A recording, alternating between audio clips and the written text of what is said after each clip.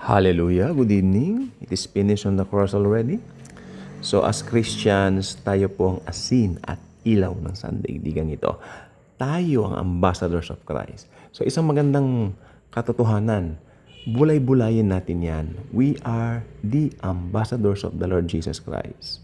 Nasa langit na ang Panginoon, pero anytime now, kukunin na po niya tayo at ira-rapture. Pero ang problema, hindi pa naman nangyayari yon. We're still here. Okay? So, I'm not saying don't be focused too much on the end times because the end times is end times. Right now, end times na po tayo. Anytime, Jesus will come to lift us up to be with Him forever and ever. Okay? So, ito pong gusto ko pong sabihin ngayon. Ano ba ang role natin as ambassadors of the Lord Jesus Christ?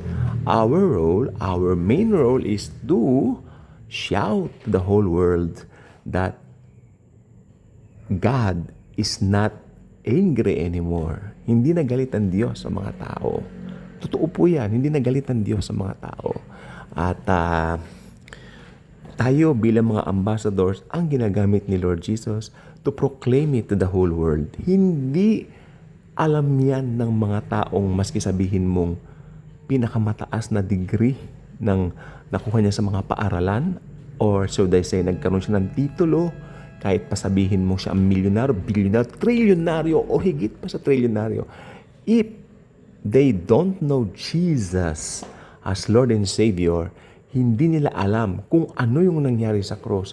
Ang mga taong ito ay worthless. Worthless. So, kahit ikaw ay nagtitinda ng sago, ikaw ay manggugulaman or should I say, ikaw ay nandidiyan sa paligid-paligid, nagtitinda ng kung ano-ano mga mapagkakakitaan, pero Kristiyano ka, alam mo yung ginawa ni Lord sa cross, I believe, mas higit ka kaysa doon sa mga trilyonaryo, bilyonaryong walang alam tungkol sa Panginoon. Hindi nasusukat diyan sa panlabas. Kaya huwag tayong masyadong titingin sa panlabas. Okay? We walk by faith, not by sight. Alam po natin yan. At naniniwala ako, yung mga sinasabi kong nagtitinda ngayon ng mga ganyan-ganyan, ipropromote yan ni Lord. Dahil ang mga believers po, makinig pong mabuti, ay very special kay Jesus. As ambassadors of the Lord Jesus Christ, ang tanging role natin ipagsabi sa buong mundo ang gospel of grace. Sabihin niyo sa mga tao, hey, hindi nagalit ang Diyos sa inyo. Okay? May namatay sa krus para sa inyo para bayaran ang mga kasalanan niyo. We're here at the end times, yes, of course. But still, nasa grace period pa rin tayo. Ayun ang kagandahan din eh. We're still dito sa grace period. At ang grace period, epektibo pa din ang ating pagiging ambassadors of the Lord Jesus Christ. But kung sinasabing epektibo pa rin, syempre pag na-rapture na tayo, wala na tayo dito. Diba? So, dinagit na tayo, kinuha na tayo ni Lord Jesus to be with Him forever and ever. So, ang pagiging ambassadors natin, epektibo ba? Yes. Epektibo sa ngayong panahon na ire. Itong panahon ng church age, itong panahon ng grace period. Ito po ang tinatawag na dispensation of grace. We're still here, church age, so we are very, very happy for that. Ipagsigaw niyo. Paano mo sasabihin yan? Alam niyo po ba kung bakit ako nagsasabi na kayong mga Kristiyano, tignan ninyong mahalaga ang inyong mga sarili. Kasi ganyan po talaga tayong, yan ang katotohanan sa mata ni Jesus. Yan ang tingin niya sa atin. Okay? Now, we need to use the same eyes or kung paano tignan ni Jesus ang mga Kristiyano. Kristiyano ka, minamalit mo ang sarili mo. Or should I say, minamaliit mo yung ibang Kristiyano. Hey, we are Christians. Ibig sabihin ng Christians, dala natin yung Christ. Christ, I-A-N sa huli. I am nothing without Christ, diba? So, it's something like, wow, very, very powerful impact. Hindi siya madaling malimutan. Hindi mo malilimutan yon. Kung Kristiyano ka, dapat alam mo kung sino kay Christ. Namatay si Jesus para sa'yo at from nobody, ikaw ay naging somebody. Para maging mayabang, nope. Kundi para maging humble.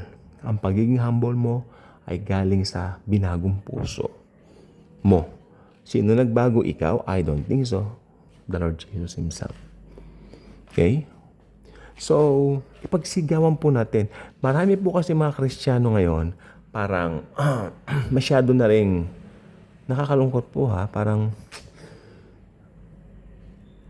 hindi na ganon ka-confident sa kanilang katayuan as Christians. I mean, parang nahiya nang mag-evangelize. Dati, alam niyo po ba, ito observation ko lang po, 10 years ago, ano po yan, 2014, hindi, alam niyo ito po, no? Ito yung pinaka-sweetest moments naming mga, tawag dito, mga na-mentor dati, nung dating pastor namin. Year 2009 hanggang year 2012, kainitan po yan. So, meron tayong 3 taon dyan na napakainit. Napakainit po talaga. I mean, I still remember, uuwi lang ako ng bahay para kumain, sumubo lang ng konti, then labas na naman kami. My mom asked me, saan naman kayo pupunta? May pupuntahan pang bahay, nagbabahay-bahay. Okay? At yun nga, syempre nakilala namin ang Gospel of Grace. Ang sarap ibahagi kung ano yung ginawa ni Kristo para sa mga tao. Naalala ko na yung kainitan during that time. Meron kaming bahay kubo na bahay, dun sa bahay ng kapatiran din natin, no? At yung bahay kubong yan, ginamit talaga ng Panginoon. Medyo luma na yung bahay kubo na yon.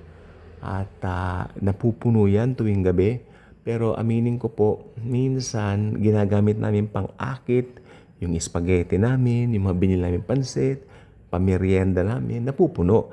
Pero minsan pagka alam nilang walang merienda, hindi nadating yung mga tao, maski imbitahan mo man, maski puntahan mo pa. Ang daming alibis, ang daming reasons. Pero yung mga na-train na sa gawain ng Panginoon to evangelize, you know, yes, I mean, talagang nagkaroon na rin ng puso sa ganyang gawain. Ay tuwing nagmi-meeting kami sa bahay kubong yon, hindi ko ma-express. Pag naalala ko ngayon, magkahalong lungkot at saya. Saya dahil alam namin yung mga iba naming kasama ginagamit na rin ng Lord.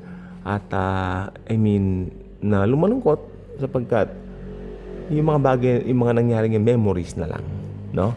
Memories na lang. Yung iba hindi nagpatuloy. I mean, yeah, you expect that, no? Sa isang gawain, sa isang ministry. May hindi nagpatuloy. May nagpatuloy. Tapos kahapon, wala na po akong panministry rito. Yung isang sinasabi kong, ewan ko ano nangyari, what happened to them.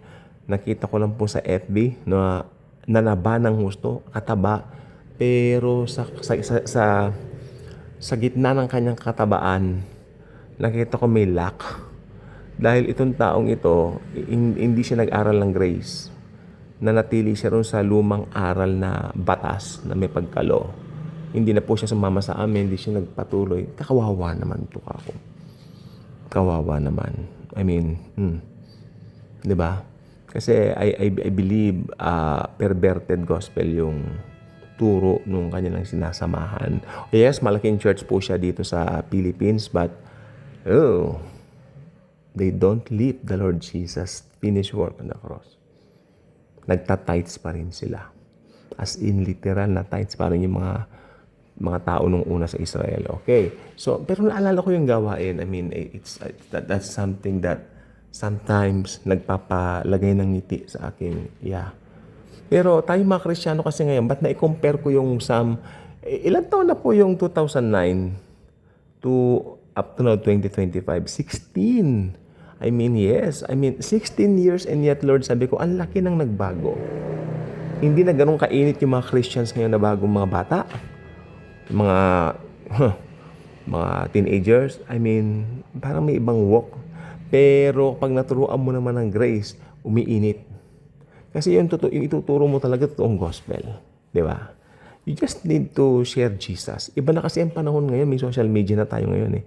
Nung panahon na yon, yes, may mga cellphones tayo dati noong 2009, 2011, pero hindi ilan pa nga lang ang may iPhone noon eh, 2011. Oo, I think 2011, 2012, yung madalas kami nagpupunta ng ibang bansa, no? At yung kasamahan namin, bumili ng teka lang ha, if I'm not mistaken, doktora po siya, doktora. Bumili siya ng iPhone 4S or something. Nagkakahalaga dati ng almost 40,000. Kami noon ako noon during that time, naka-Samsung lang ako yung Samsung lang na keypad ba? Yan pa lang usong mga cellphone namin dati. Yes, so ibig sabihin, may social media na noon pero nakaka-enjoy lang ng mga touchscreen, ilang tao pa lang. Not until itong panahon natin ngayon na halos lahat tayo At ang gaganda ng mga gadgets ngayon, di ba? Hindi kaya dahilan yan, but yung ibang bata, mas gusto na lang sa tawag dito yung sa ganito, sa mga platforms. Kaya sabi ko, mag-create kayo ng YouTube channels ninyo dahil ang Panginoon ngayon talagang kumikilos dito na sa mga platforms ito. Sometimes hindi na po uso yung gathering ng pero maganda pa rin mag-gathering kasi pag naalala ko yung mga gatherings talaga, naluluha ako Masarap din po yun. Oo. Ito naman ganito maganda pero wala tayong magagawa kung ganito na talaga ang ways ngayon na ginagamit ng Lord. So bilang mga ambassadors of the Lord Jesus Christ, we should really, indeed, create our own YouTube channels or TikTok channels or whatsoever. You need to use those platforms to share Jesus. It's so easy to share Jesus. Makakita ka ng video tulad ng Daily Good Vibes video. Ang gaganda ng videos dito dahil si Jesus ang bida. I-share ninyo. Tinatawagan ko kayo, i-share ninyo ang mga videos ng Daily Good Vibes at yung ibang mga nangangaral ng grace. Joseph Rins, Rene Roland, Bas Rijken. Marami kayong dapat na na i-share ng mga kung alam niyo ang turo naman Gospel of Grace, share it, no? Yung kay Joseph Rins talagang galing kami sa kanyang church, no? Kami po ay hindi lang namin siya na-meet kasi ang sabi nung kanyang si Lawrence, nakausap namin si Lawrence, naimbitahan daw sa house blessing o nag-bless ng bahay. So ang nag-preach yung babae nung nandoon kami that time. May house blessing siyang pinuntahan. Pero if he's here, he will entertain you. Ni Lawrence sa amin So, bata pa si Lawrence noon. Nag-preach niya sa TV, nakikita niyo sa TV yun. Yun, Joseph Prince, magaling po yan. Joel Austin. Yeah, I grew up with Joel Austin's preachings. Okay, sa TBN, Trinity Broadcasting Network. Billy Graham, siyempre favorite ko yan. Although, medyo si Billy Graham may pagkalo. Pero okay lang, as it pinipreach si Jesus Christ. Diba? Ako, hindi ako masyadong dogmatic na tao. Importante na ipipreach ng Lord. So, yan. So, sabi ko, i-share ninyo. Ang dami sa ngayon, magagandang mga bagong mga YouTube channels na talagang pure grace. I-share ninyo. Huwag niyong palampasin. Although, uulitin ko nga po, naalala ko yung talagang naggagather kami, inaabot kami ng 11 o'clock sa pag-Bible study. Tuwing naalala ko yan, nagbibigay ng tuwa sa akin. Pero talagang binubulay ko po kagabi Kagabi, isang araw pa Sabi ko, Lord, talagang iba ng panahon. Talagang ganito na ngayon. So, gamitin natin kung ano yung ngayon. Huwag tayong mabuhay sa nakaraan. Although masarap, isipin yung nakaraan. Pero do not dwell on the past. Dahil ang past is past. No? Kung ano yung ngayon, manatili tayo sa ngayon hanggang dumating si Jesus at dagitin na tayo para ma-rapture. God bless.